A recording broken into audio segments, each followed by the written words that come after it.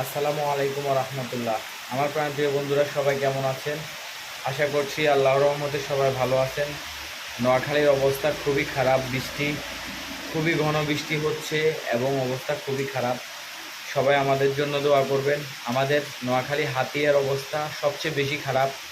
মানুষের বসত ভিটার দশ দশ ফুট উপরে পানি উঠছে, বাড়িঘর সবগুলা ডুবে যাচ্ছে। জোয়ারের পানি অনেক বাড়ি গেছে। আল্লাহ পাক আমাদের সবাইকে হেফাজত করুন। কে কোন জেলা থেকে কি অবস্থায় আছেন আশা করছি কমেন্টের মাধ্যমে জানাবেন সবাই। অবস্থা খুবই খারাপ। আমাদের বৃষ্টি কীরকম হচ্ছে দেখেন, কীরকম আন্ধার হয়ে বৃষ্টি হচ্ছে, এইতে দেখেন।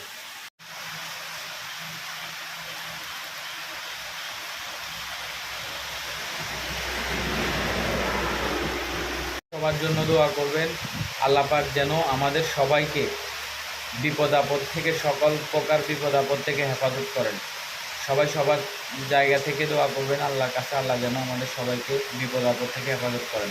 সবাই ভালো থাকবেন, সুস্থ থাকবেন এবং ভিডিওটা শেয়ার করে দিবেন। আসসালামু আলাইকুম ওয়া রাহমাতুল্লাহ।